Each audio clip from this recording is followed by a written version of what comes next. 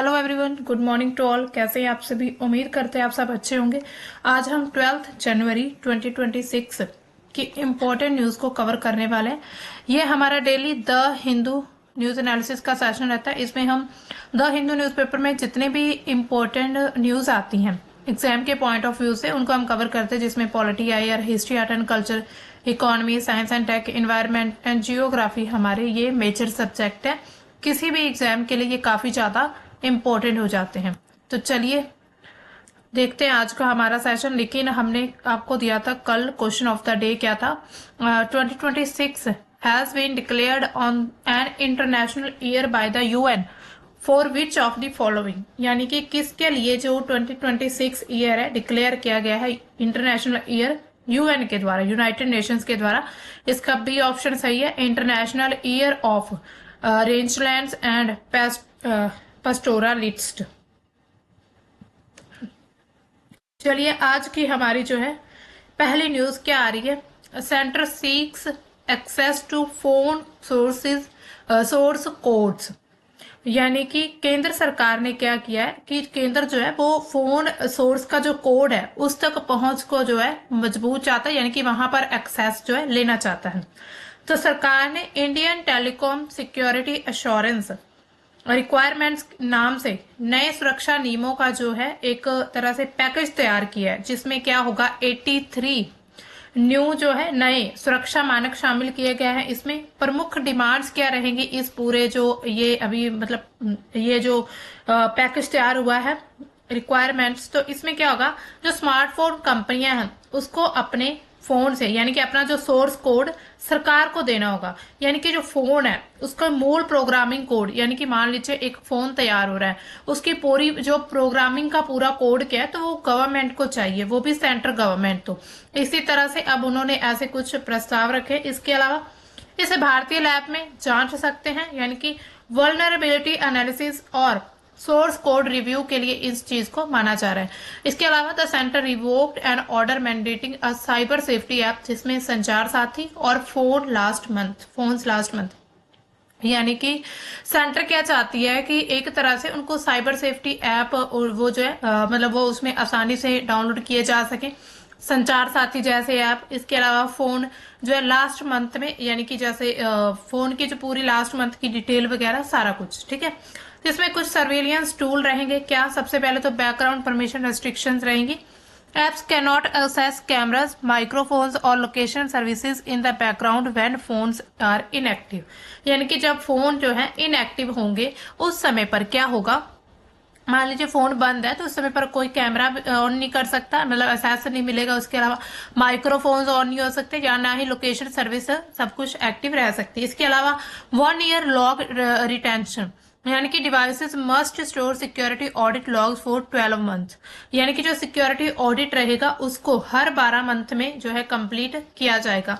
जैसे पूरा ऑडिट रहता है दूसरे मतलब कि काम का, जैसे मान लीजिए किसी गवर्नमेंट के बजट का कोई भी ऑडिट करना है कि उन्होंने ये बजट जिस नाम से लिया था वहां पर खर्च किया, अगर खर्च किया तो उसकी पूरी बिलिंग वगैरह उसको पूरा मतलब प्रोसेस क्या है क्या नहीं, तो ये सब कुछ। इसी तरह फोन का भी ऑडिट हो सकता है। इसके अलावा पीरियोडिक मॉलवेयर स्कैनिंग रहेगी। इसमें phones must automatically scan and identity potential harmful applications, यानी कि जो हार्मफुल एप्लीकेशंस रहेंगी उनके लिए जो है एक मॉलवेयर स्कैनिंग रहेगी, यानी कि वहां पर कोई वायरस वगैरह अगर फोन में पाया जाता है उसको मॉलवेयर के जरिए निकाला जा सके। इसके अलावा informing government of major updates, phone makers must notify a government body before releasing any major updates और सिक्योरिटी पैचेस, यानी कि मान लीजिए कोई सिक्योरिटी या फिर कोई भी मेजर अपडेट करना है फोन में, तो सबसे पहले मतलब कि गवर्नमेंट को पता चल जाएगा इसमें कि जो है मेजर अब इसमें कोई एक तरह से अपडेट होने वाला है या फिर नहीं। तो इसी तरह फोन के जो लॉग्स होंगे वो कम से कम 12 महीने तक डिवाइस पर स्टोर रहने चाहिए।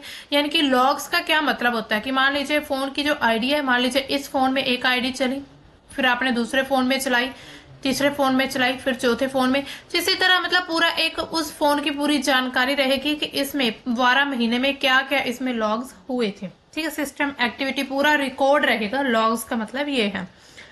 इसके अलावा सरकार का उद्देश्य क्या है कि ऑनलाइन फ्रॉड को खत्म करना, यानी कि जो ऑनलाइन फ्रॉड हो रहे हैं उनको खत्म करना। डेटा लीक ना हो जाए, डेटा लीक या फिर साइबर अटैक को रोकना है, यानी कि जो डेटा वगैरह लीक होता है किसी के फोन से या फिर अगर किसी पर साइबर अटैक हो जाता है तो उसको किस तरह से रोका जा सकता है, क्योंकि भारत में करीब 75 करोड़ जो स्मार्टफोन जो है इसमें इस्तेमाल किए जा रहे हैं इंडिया में, और ये मामले लगातार तेजी से बढ़ रहे हैं, फ्रॉड, ऑनलाइन फ्रॉडिंग के मामले। इसके अलावा कंपनियां क्या कह रही हैं इस चीज के ऊपर, इसके ऊपर एप्पल, सैमसंग, गूगल, शाओमी जैसी बड़ी कंपनियां इसका विरोध कर रही हैं। अब वो विरोध क्यों करेंगी? सबसे पहले उन्होंने कहा कि अगर हम सोर्स कोड आपसे शेयर करेंगे कि इसकी पूरी प्रोग्रामिंग कहाँ से हुई है, मतलब किस कोड से हुई है, तो प्राइवेट और जो प्रॉपर्टी प्रोपाइटरी जानकारी होती है उसको लीक करना माना जाएगा। यानी अब जो है प्राइवेसी को लेकर यहाँ पर चिंताएं खड़ी होती हैं। ऐसा कोई ग्लोबल प्रेसिडेंट दुनिया में नहीं है, यानी कि कोई भी ऐसा उदाहरण नहीं है कि जिसके जरिए जो है गवर्नमेंट को सोर्स कोड दिया जाए। इसके अलावा इसे सुरक्षा और कमजोर तो और कमजोर हो सकती है।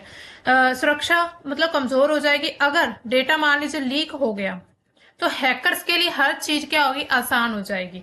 इसके अलावा नियमों में जो है बैटरी ड्रोन, इसके अलावा अपडेट में देरी जैसी समस्याएं भी सामने आ सकती हैं। तो अभी सिर्फ इस चीज को लेकर जो है बैठकें चल रही है, मीटिंग्स की जा रही है इस पूरे प्रस्ताव को लेकर। अब देखेंगे मतलब ये गवर्नमेंट के द्वारा एक तरह से इम्प्लीमेंटेशन इस चीज का लागू होता है कि नहीं, या फिर कोई एक एक्ट लाकर लाया जाता है या फिर नहीं। इसके अलावा जो एप्पल का विरोध किया जा रहा है, तो एप्पल इस चीज के बिल्कुल ही अगेंस्ट है, यानी कि खिलाफ है। ऐसा क्यों? क्योंकि जो ऐसा माना जाता है कि जो एप्पल के फोन होते हैं या फिर एप्पल कंपनी है उसमें जो अगर हम डिवाइस में कोई भी अगर हम डेटा वगैरह कोई स्टोर करते हैं तो सिर्फ एप्पल तक, यानी कि उसको हैक करना या फिर उसको चुरा लेना बहुत ही मुश्किल होता है, डिफिकल्ट है हैक करना, ठीक है। तो एप्पल के लिए, इसके अलावा एप्पल क्या कहता है कि उसके कुछ अपनी पॉलिसीज हैं सिक्योरिटी को लेकर, प्राइवेसी को लेकर। तो उन्होंने कहा कि अगर हम ऐसा करेंगे, मान लीजिए एप्पल जैसी कंपनियां ऐसे करेंगी, तो एप्पल जो है सबसे महंगी कंपनी मानी जाती है, महंगी, और इसके साथ ही गुप्त संपत्ति मानी जाती है कि एप्पल जो है उसमें जितनी भी हम जानकारी रखेंगे वो मोस्टली मतलब बहुत ज्यादा हद मतलब काफी लेवल तक गुप्त रहेगी उसमें जानकारी। इसके अलावा कुछ प्रतिस्पर्धी कंपनियां सॉरी जैसे कि सैमसंग, इसके अलावा हाउई जरिए उनको फायदा मिल सकता है। हैकर साइबर्स जो है उनके लिए कुछ दरवाजे भी खुल सकते हैं अगर एप्पल जैसी कंपनी अपना पूरा एक्सेस दे देगी। तो इसी तरह इसके अलावा उन्होंने कहा पहले भी कोई भी देश ऐसा नहीं है जिसने कई बार ऐसा सेंट्रल गवर्नमेंट या फिर किसी भी गवर्नमेंट ने ऐसा किया, कोई ऐसा उदाहरण पूरे वर्ल्ड में देखने को नहीं मिलता, तो यहाँ से भी ऐसा नहीं होगा। तो ये एप्पल कंपनी का कहना है। इसके अलावा सिक्योरिटी पैराडॉक्स हो सकते हैं, सुरक्षा बढ़ने के नाम पर ये कमजोर करना हो सकता है, जैसे कि एप्पल का जो कोड है सर, यानी कि क्लोज्ड सोर्स, यानी कि एक तरह से जो उसका सोर्स कोड है तो इसको सुरक्षित बनाता है, यानी कि एंड टू एंड एनक्रिप्शन रहता है, सिक्योरिटी इनक्लेव होती है। अगर मान लीजिए सोर्स कोड एप्पल जैसी कंपनी अपना ये कोड दे देगी तो क्या होगा, वल्नरेबिलिटी ज्यादा आसानी से ढूंढी जाएगी, बैकडोर बनाने का रिस्क जो है वो लगातार बढ़ जाएगा। इसके अलावा यूजर प्राइवेसी भी इम्पैक्ट उस पर भी पड़ सकते हैं। प्रैक्टिकल समस्याएं और लागत, यानी कि बड़े अपडेट्स की पहले से ही जानकारी देनी होगी, जैसे कि अपडेट रोल आउट में देरी करना। इसके अलावा 12 महीने तक जो लॉग्स है उसको भी स्टोर करना, इससे क्या होगा, बैटरी कम जाएगी अगर इतना ज्यादा स्टोर। इसके अलावा स्टोरेज इश्यूज भी रह सकते हैं, यानी कि फोन की स्टोरेज सिस्टम भी कम हो सकता है या फिर उसकी बैटरी क्षमता भी कम हो सकती है।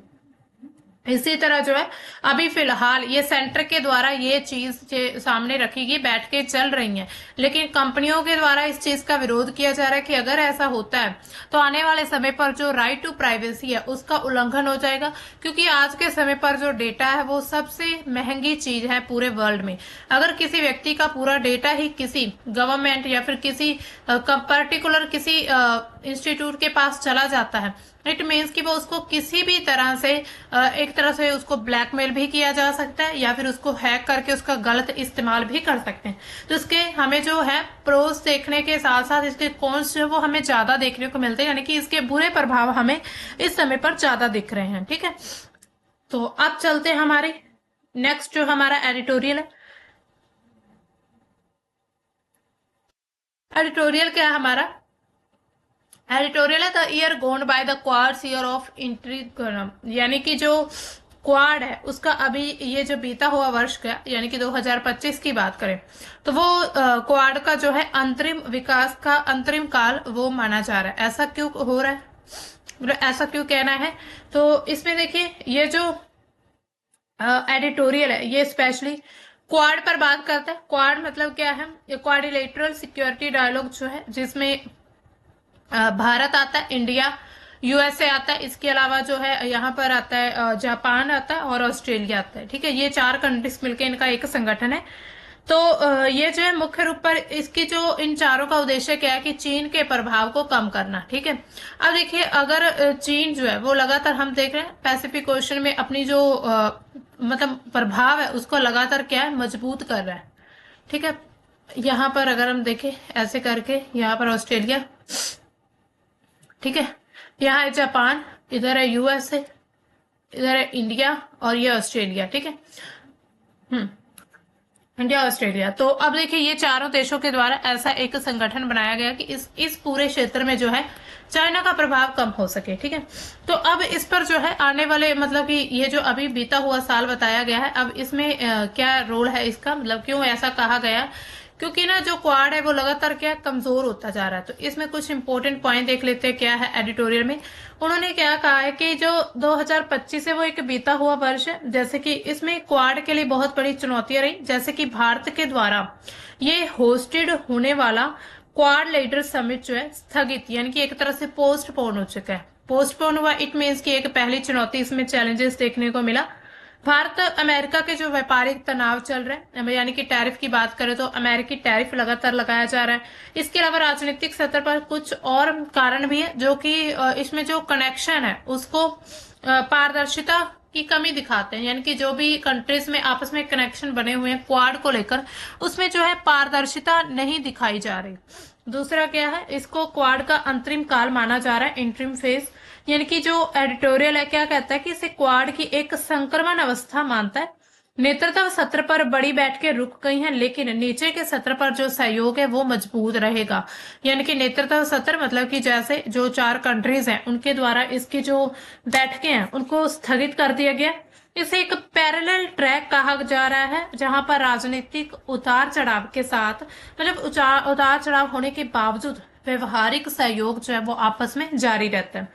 इसके अलावा रक्षा सहयोग की मजबूती, यानी कि भारत और अमेरिका के बीच अगर हम रक्षा की बात करें तो रक्षा क्षेत्र में प्रगति हुई है, यानी कि काफी मजबूत हुई है। नवंबर 2025 में जो HAL यानी कि हिंदुस्तान एरोनॉटिक्स लिमिटेड और जनरल इलेक्ट्रिक के बीच क्या हुआ, फाइटर जेट इंजन का एक समझौता हुआ। तो इससे क्या मान सकते हैं हम कि हमारा जो रक्षा क्षेत्र है वो अमेरिका के साथ मजबूत हो रहा है। ठीक है, ये रिश्ते की रेजिलियंस को भी दर्शाता है। इसके अलावा और क्षेत्रों में सहयोग अगर हम देखें तो जुलाई 2025 की यहाँ पर बात की गई, एक मिनट, जुलाई 2025 में जो है नासा और इसरो का एक निसार लॉन्च हुआ था, एक सैटेलाइट जो कि आपदा प्रबंधन इसके अलावा कृषि इंफ्रास्ट्रक्चर के लिए काफी ज्यादा इंपॉर्टेंट है। तो इसमें भी पता चलता है कि इंडिया और यूएसए जो है वो बाकी क्षेत्र में किस तरह से अपना सहयोग लगातार बनाए हुए हैं। इसके अलावा नवंबर 2025 में जो quad ports of the future conference की गई जिसमें क्या इंडो पैसिफिक जो ओशियन है इंडो पैसिफिक उसके 24 जो भागीदार थे इसमें, यानी कि जो पार्टिसिपेंट्स थे, और उन्होंने बंदरगाहों को जो जितने भी पोर्ट्स हैं उनको सुरक्षित करने उसको लचीला बनाने पर बातचीत की थी। ठीक है, पोर्ट्स के बारे में यह समिट हुआ था नवंबर 2025 में। तो इसी तरह उन्होंने कहा कि भले ही 2025 में जो क्वाड नेता है उनकी बड़ी बैठकें नहीं हो पाई और ऊपरी तनाव दिखा है, लेकिन रक्षा इसके साथ अगर हम बात करें प्रौद्योगिकी की बुनियादी ढांचा वो क्षेत्रीय सत्र पर जो है क्वाड की नींव मजबूत हुई है क्षेत्र में। यहाँ पर भारत अमेरिका संबंधों की जो स्थिरता है उसको भी दिखाता है कि भले ही भारत और अमेरिका के जो है बहुत ही व्यापारिक तनाव चल रहे हैं लेकिन फिर भी इन दोनों के बीच जो रिश्ता है वो एक मजबूत सा दिखाई देता है। तो इसी तरह ये कहा जा रहा है, मतलब एडिटोरियल, सॉरी इसमें क्या है और इसमें क्या कहा गया है कि क्वाड का जो फ्यूचर में आने वाली क्या क्या प्रोस्पेक्ट्स हो सकते हैं। इसमें पहला जैसे कि क्षेत्रीय सहयोग का भी विस्तार हो सकता है। इसमें क्या रहेगा क्षेत्रीय सहयोग में पहले तो समुद्र की सुरक्षा होगी, ठीक है। समुद्र की सुरक्षा करने के लिए जैसे कि IPMDA, ठीक है, ऐसी एक तरह से पॉलिसी लेकर आई जा रही है। इसका पूरा फुल फॉर्म क्या है? Indo Pacific partnership for maritime domain awareness, ठीक है। तो इसका ये फुल फॉर्म है। इसके अलावा आर्थिक तकनीकी क्षेत्र में, जिसमें क्या है, क्रिटिकल मिनरल्स जो इनिशिएटिव्स हैं, ports of the future partnership जो है, जैसे मुंबई कॉन्फ्रेंस की अभी सफलता हुई, साइबर सिक्योरिटी, AI, इसके अलावा सेमीकंडक्टर रेजिलियंट सप्लाई चेन में सहयोग को लगातार बढ़ाना, इंफ्रास्ट्रक्चर डेवलपमेंट करना। इसके अलावा अगर हम देखें चीन के संदर्भ में, तो क्वाड जो है उसको इंडो पैसिफिक में फ्री एंड ओपन क्षेत्र बनाए रखने के लिए एक अच्छा बैलेंस भी माना जा रहा है, जो क्या है, चीन की प्रभाव को कम करेगा और चीन को पूरे विश्व में जो है एकाधिकार करने में भी एकाधिकार को कम करने में भी मदद करेगा। लेकिन अभी भी इसको जो है चुनौतियां माने जा रही, क्योंकि क्वाड कोई भी अभी भी पूरी तरह से अलायंस नहीं मान सकते। ये 4 लोकतंत्रों का एक ऐसा लचीला फॉर्म है, यानी कि फ्लेक्सिबल फॉर्म इसको मान सकते हैं, फ्लेक्सिबल, जहां पर जितने भी मेंबर्स हैं उनके बीच रणनीतिक प्राथमिकताएं अपनी अलग अलग हैं, यानी कि हर कोई यहाँ पर अपने हित के लिए, यानी कि खुद को सर्वोच्च रखने के लिए यहाँ पर इसमें शामिल हुआ है, ठीक है। भविष्य में आसियान के साथ बेहतर तालमेल हो सकते हैं और भागीदार को शामिल करके क्वाड को और ज्यादा क्या है, इंक्लूसिव बनाना, ठीक है। तो इसी तरह ये मतलब पूरा एडिटोरियल क्वाड के ऊपर ही बना, मतलब पब्लिश किया गया। सॉरी। अब देखिए नेक्स्ट न्यूज क्या हमारी, countdown to launch of PSLV C62 mission begins, यानी कि जो हमारा PSLV का C62 मिशन है उसकी उल्टी गिनती शुरू हो चुकी है, यानी कि आज लॉन्च होने वाला है। ये PSLV रॉकेट का 64th उड़ान है, यानी कि 64th बार ये लॉन्च होने वाला है, ठीक है। इसके अलावा अगर हम देखें इसके ये कौन सी प्लेस से होगा, तो ये सतीश धवन स्पेस सेंटर श्री हरिकोटा आंध्र प्रदेश, उससे इसको लॉन्च किया जाएगा। इसमें क्या होगा, एक प्राइमरी पेलोड रहेगा जिसका नाम क्या है, अन्वेषा या फिर EOS-N1, ठीक है। ये DRDO के द्वारा विकसित किया गया एक hyper spectral earth observation satellite, यानी कि पूरी अर्थ की ऑब्जर्वेशन की जाएगी इस सैटेलाइट के द्वारा। इसके अलावा इसमें क्या है, कुल इसमें जो 15 पैसेंजर सैटेलाइट्स हैं, जिसमें भारत और विदेशों में से, जैसे कि थाईलैंड के द्वारा, UK के द्वारा, इसके अलावा नेपाल, ब्राजील आदि में, तो आदि से इन सभी से लेकर जो सैटेलाइट्स जो है पूरी लॉन्च की जाएंगी। इसमें 19 के करीब जो है सैटेलाइट्स हैं टोटल। और अगर देखा जाए तो इसमें किड कैप्सूल जो है वो शामिल है, KID, यानी कि किड कैप्सूल। इसका क्या है, ये स्पेनिश स्टार्टअप का री एंट्री टेक्नोलॉजी डेमोन्स्ट्रेटर है, ठीक है। इसके अलावा को पैसेंजर इसमें 15 हमने देख लिया, ये developed by Indian and overseas customers रहेंगे उसके द्वारा। इसकी इंपॉर्टेंट बातें क्या है, मतलब ये इस मिशन को लेकर, तो PSLV का जो 4th स्टेज रहेगा, यहां पर हम बात करें अगर 4th स्टेज की, तो ये PS4 होगा, इसको 4th स्टेज। और जो किड कैप्सूल है, KID, किड कैप्सूल, वो पृथ्वी के वायुमंडल में दोबारा से री एंट्री करेगा और इसके साथ ही साउथ पैसिफिक ओशन में स्प्लैश डाउन करेंगे, यानी कि रीयूजेबल जो टेक्नोलॉजी है उसको यूज किया जा रहा है। एक तरह से जो किड कैप्सूल है उसको फिर से दोबारा से रीयूज किया जा रहा है, तो इसमें भी हम एक नया एक्सपेरिमेंट इसको मान सकते हैं। ये जो मिशन है PSLV C61 के बाद जो है PSLV का एक कम बैक इसको माना जा रहा है, ठीक है, इस पूरे मिशन को। इसका महत्व क्यों, मतलब ये मिशन हमारे लिए क्यों इंपॉर्टेंट रहेगा? सबसे पहले तो हमारी राष्ट्र की सुरक्षा के लिए इसको बनाया गया। इसके अलावा इसकी दिव्य दृष्टि, जिसमें क्या है कि इसको अगर हम देखें तो जो हाइपर स्पेक्ट्रल इमेजिंग रहेगी सामान्य कैमरे से बहुत आगे होती हैं। सैकड़ों नैरो स्पेक्ट्रल बॉन्ड्स इसमें दिखाए जा सकते हैं, यानी छोटी से छोटी चीज भी इसमें दिखाई पड़ती है। जमीन पर छिपी सामग्री, जिसमें क्या होगा, हमारे पास जो मेटल्स वगैरह होते हैं, धातु, विस्फोटक सामग्री, या फिर वनस्पति क्या है, या फिर पानी की गुणवत्ता, इन सभी की पहचान की जाएगी, ठीक है, इस सैटेलाइट या फिर इस ऑब्जर्वेशन के जरिए। इसका स्ट्रेटेजिक इंपॉर्टेंस क्या है? बॉर्डर सर्विलांस, यानी कि चीन और पाकिस्तान के बॉर्डर पर नजर रखी जाएगी। इसके अलावा क्रांतिकारी बदलाव हो सकते हैं इसमें, जैसे कि रियल टाइम में घुसपैठ कैसी होगी, गतिविधियों इन और छिपे जितने भी खतरे हैं उनको देखा जा सकता है सैटेलाइट के जरिए। इसके अलावा राष्ट्रीय सुरक्षा कर सकते हैं, आतंकवाद रोधी ऑपरेशंस भी चलाए जा सकते हैं। अब इसको जो है एक दिव्य दृष्टि भी कहा जा रहा है, क्योंकि ऐसा कह रहे हैं कि भारत को एक स्पेस से तीसरी आंख मिल जाएगी, यानी कि एक ये जो सैटेलाइट लॉन्च किया गया है तो ये भारत की निगरानी करेगा। इसके अलावा पीएसएलवी का कम बैक भी माना जा रहा है। इसमें कमर्शियल इंटरनेशनल सहयोग इसमें क्या है, तो ये 15 पैसेंजर जिसमें सैटेलाइट्स हैं जो अलग अलग कंट्रीज से भारत और विदेशों ने मिलकर इसमें जो एक तरह से अपने जो पैसेंजर भेजे हैं। इसके अलावा पीएसएलवी C62 को भारत को global small satellite launch market में मजबूत करेगा, यानी कि अगर इस लॉन्च व्हीकल से ये सक्सेसफुल रहता है, अच्छे से लॉन्च किया जाता है, उसी ऑर्बिट में भेजा जाता है जिसमें हमने भेजना है, तो इसमें क्या होगा कि भारत पर जो है बाकी कंट्रीज का विश्वास बढ़ जाएगा, यानी कि वो अब जो है भारत से ऐसे जो मतलब मिशन लॉन्च कर सकते हैं। इसमें क्या होगा, थोड़ा भारत की जो पूरे विश्व में छवि है वो अच्छी रहेगी। दूसरा, बाकी जो नासा जैसे जितने भी एजेंसीज हैं, यूरोपियन एजेंसी, स्पेस एजेंसी जो है, तो उनके द्वारा जो है एक तरह से ये डोमिनेंट कंट्रीज है, तो इनकी डोमिनेशन वो खत्म हो सकता है, यानी कि भारत भी इस क्षेत्र में आगे आएगा तो बाकी कंट्रीज को जो है एक तरह से विकल्प मिल सकता है इनके लिए, मतलब एक सस्ता जो है एक तरह से कम बजट में अच्छी तरह से ये जो है अपने मिशन लॉन्च कर सकते हैं। तो भारत का ये एक लॉन्च व्हीकल जो है बहुत ही ज्यादा हम पॉपुलर कह सकते हैं, फेमस कह सकते हैं कि बाकी कंट्रीज आएंगी फिर यहाँ से लॉन्च कर सकती है अपने व्हीकल। तो इसके अलावा ऐसा भी है कि ये जो इसमें अभी ये जो हमने को पैसेंजर भेजे, ये एक इनिशिएटिव के तहत तैयार किए गए कुछ स्टूडेंट्स के द्वारा, यूनिवर्सिटीज कुछ जो है मतलब कि हमारे जो साइंटिस्ट वगैरह उनके द्वारा। इसी तरह जो मतलब कि ऐसे मिशन जो है इस क्षेत्र में अब जो रिसर्च मतलब भारत जो है रिसर्च के क्षेत्र में अपनी क्षमता को बढ़ाना चाहता है। ठीक है, तो ये हमें साफ साफ दिखाई दे रहा है।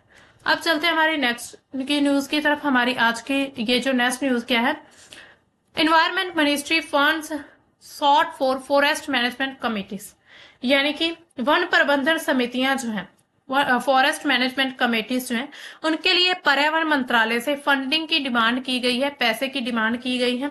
तो जो मिनिस्ट्री है यहाँ पर ज्वाइंट फॉरेस्ट मैनेजमेंट कमेटीज जो है JFMC, ठीक, इसकी शॉर्ट फॉर्म, इन्होंने पर्यावरण वन और जलवायु मंत्रालय से, यानी कि अगर हम देखें तो मिनिस्ट्री ऑफ यहाँ पर, हाँ, ministry of environment forest and climate change से इन्होंने धनराशि की मांग की है। तो जो जनजाति कार्य मंत्रालय यानी कि मिनिस्ट्री ऑफ ट्राइबल अफेयर्स जो है फॉरेस्ट राइट्स एक्ट FRA के तहत जो ग्राम सभा को सौंपे गए थे CFR के प्रबंधन के, यानी कि कम्युनिटी फॉरेस्ट रिसोर्स CFR के प्रबंधन के लिए अब जो है फंडिंग की जरूरत है। तो ये डिमांड की जा रही, बातचीत चल रही है। मांग क्यों महत्वपूर्ण है, क्योंकि क्या होगा इससे FRA के तहत फॉरेस्ट राइट जो हमारे ये जो है फॉरेस्ट राइट एक्ट, इसके तहत जो है आदिवासी और जितने भी पारंपरिक वनवासी यानी कि जो जंगलों में रहते हैं वनों में, तो उनको जो है वन संसाधनों पर अधिकार मिले हैं। इनके द्वारा अधिकार तो दिए गए, लेकिन इनका प्रबंधन संरक्षण विकास के लिए फंडिंग की कमी है, यानी कि उनको पैसा नहीं दिया जा रहा है इनके प्रबंधन के लिए राज्य स्तर पर। जैसे कि यहाँ पर हम बात करेंगे छत्तीसगढ़ की, तो उन्होंने वन विभाग में कुछ मामलों में हस्तक्षेप तो किया है, जिससे क्या हुआ कि कार्यान्वयन में चुनौतियां आई हैं, यानी कि एक तरह से इसको पूरी तरह से इम्प्लीमेंटेशन नहीं किया जा रहा है FRA को। इसके अलावा JFMC का जो फंडिंग सिस्टम कैसा है, ज्वाइंट फॉरेस्ट मैनेजमेंट कमेटी, ये 1990 से ही 1990 के दशक से ही मिनिस्ट्री ऑफ फॉरेन एनवायरनमेंट जो क्लाइमेट चेंज है MOFCC के तहत चल रही हैं। इसके अलावा यहाँ पर इसमें योजनाएं जो है, कुछ योजनाओं के जरिए फंड दिया जाता है। इसमें कौन सी योजना है, नैप योजना है पहली, यानी कि नेशनल अफॉरेस्टेशन प्रोग्राम। इसके अलावा जिम है GIM, यानी कि ग्रीन इंडियन मिशन, तो इनके तहत इनको फंडिंग मिलती है। ये जो योजनाएं हैं वन विकास एजेंसी, इसके अलावा राज्य स्तरीय एजेंसियों के माध्यम से JFMC को फंड प्रदान करती हैं। इसमें चुनौतियां क्या है और मांग का कारण क्या है, तो समुदाय को वन संरक्षण के ये जो उनको अधिकार मिले हैं, लेकिन इनको पूरी तरह से हिस्सा मिलना चाहिए। जो भी इसके मतलब संरक्षण के बदले जो राजस्व है उसका हिस्सा अभी तक नहीं दिया जा रहा इसको संरक्षण करने के बदले। हालांकि उनके अभी संसाधन को वो सही तरह से, एक तरह से उसका संरक्षण नहीं कर पा रहे, उसका प्रबंधन नहीं कर पा रहे। तो इसी तरह काफी ज्यादा उनमें भी जो है एक तरह से विवाद देखने को मिल रहा है इस एक्ट के जरिए भी। अब देखिए FRA का जो कार्यान्वयन किया था, यानी कि फॉरेस्ट राइट एक्ट जो मिला है आदिवासी वनवासियों को, तो उसके एक तरह से अगर हम अधिकारों की बात करें तो सबसे पहला उसका अधिकार क्या है, व्यक्तिगत वन अधिकार, यानी कि इंडिविजुअल फॉरेस्ट राइट दिया गया, जिसमें खेती, निवास, आजीविका के लिए जो आदिवासी वन निवासी हैं तो उनको ये भूमि का अधिकार मिल चुका है। इसके अलावा CR यानी कि कम्युनिटी राइट्स है पूरे समुदाय को, जिसमें क्या है चरागाह या फिर जल स्रोत के जरिए जो है ये वनों को यूज कर सकते हैं। इसके अलावा कम्युनिटी फॉरेस्ट रिसोर्स राइट्स, ग्राम सभा जो बनाई जाती हैं गांव में, जैसे वैसे ही ग्राम सभा को वन प्रबंधन संरक्षण NTFP को उपयोग करके बिक्री का भी अधिकार दिया गया है।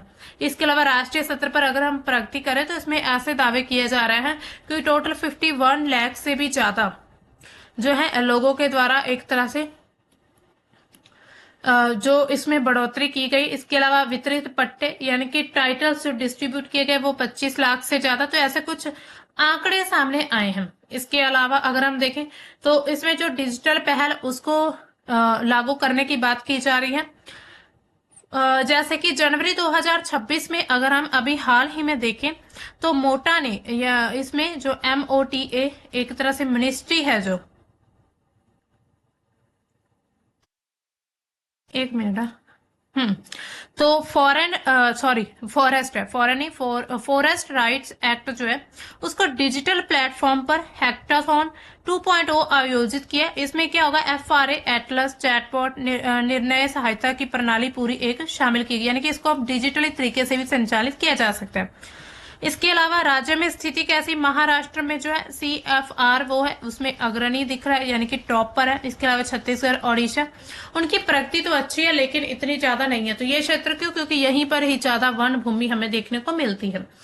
इसी तरह लेकिन इसमें जो चुनौतियां वो भी देखी जा रही, यानी कि ऐसे जितने भी अधिनियम या फिर जितने भी एक्ट बना दिए जाते हैं उनको अब पूरी तरह से लागू नहीं कर पाते।